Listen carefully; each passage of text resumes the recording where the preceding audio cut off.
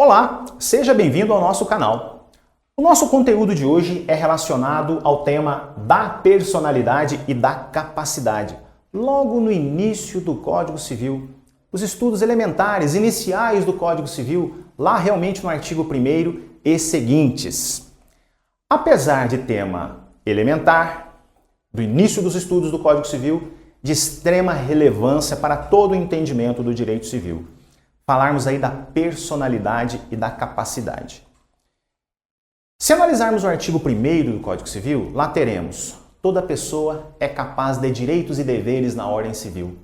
Todos nós, sabidamente, temos direitos para exercer e deveres para cumprir. E aí, logo na sequência, temos o artigo 2º. A personalidade civil da pessoa começa do nascimento com vida, mas a lei põe a salvo, desde a concepção, os direitos do nascituro. Então, quando é que nasce, quando é que começa a personalidade civil? A personalidade civil começa do nascimento com vida. Professor, mas se a pessoa nasceu morta, se foi um natimorto, se foi um natimorto, não há que se falar em personalidade civil. Não há ali aquele momento da personalidade civil iniciada. Mas se a criança nasceu, viveu mesmo que tenha sido por poucos minutos, ela adquiriu personalidade civil. Então, nasceu, viveu alguns minutos, respirou, ali está a personalidade civil. Mas nunca respirou, nasceu morta, não há que se falar em responsabilidade civil. Então é importante frisar: a personalidade civil começa do nascimento com vida. O artigo 2º é categórico, é claro nesse sentido. E essa personalidade civil nos remete também a um outro entendimento. Professor, mas e o nascituro? Aquele que ainda está sendo gestado, gerado, que ainda está na vida intrauterina, tem personalidade civil? Não, ele não tem personalidade civil. Ele ainda não nasceu. A personalidade civil efetivamente acontecerá quando essa criança nascer com vida. Mas o nascituro tem direitos. O próprio artigo fala: mas a lei põe a salvo desde a concepção os direitos do nascituro, aquele que ainda não nasceu. Direitos como a própria vida, direito a um nome, direito a um tratamento pré-natal, um tratamento e acompanhamento acerca da sua saúde, são os direitos do nascituro. E aí começa a celeuma. Professor, uma criança pode ter patrimônio. Sim, sabidamente uma criança pode ter patrimônio. Mas como é que ela exerce seus direitos e deveres? Se ela tem patrimônio, mas é uma criança, ela ainda não tem condições de resolver as suas questões, os seus interesses, cuidar do seu patrimônio. É claro que aí nós vamos trabalhar a figura dos absolutamente incapazes e a figura dos relativamente incapazes. E lá, no artigo 3º do Código Civil, nós temos o seguinte texto: são absolutamente incapazes de exercer pessoalmente os atos da vida civil os menores de 16 anos. Os menores de 16 anos são absolutamente incapazes. Nada podem fazer pessoalmente. Esses absolutamente incapazes, para que exerçam direitos, deveres, eles dependem dos seus representantes. Professor, os representantes são os pais? Não necessariamente. Normalmente são pai e mãe, mas não necessariamente são os pais. Então, vejamos: menor de 16 anos, absolutamente incapazes. E para que exerçam seus direitos e deveres, dependem dos seus representantes. Então, absolutamente incapazes são representados por alguém. Mas nós temos também a figura dos relativamente incapazes. Esses relacionados já no artigo 4º do Código Civil. E aí, o texto legal nos traz a seguinte mensagem, o seguinte entendimento: são incapazes relativamente a certos atos ou a maneira de os exercer. Número 1, os maiores de 16 e os menores de 18. Esses 16 a 18, atingida a idade de 16 anos até os 18, nós já temos aí a figura dos relativamente incapazes. Diferentemente do artigo 3º, dito há pouco. Abaixo dos 16, que são absolutamente incapazes, agora nós temos a figura dos 16 aos 18 anos, que são os relativamente incapazes. Além das pessoas entre 16 e 18 anos, nós temos no inciso 2 do artigo 4º, os ébrios habituais e os viciados em tóxicos. O que é um ébrio?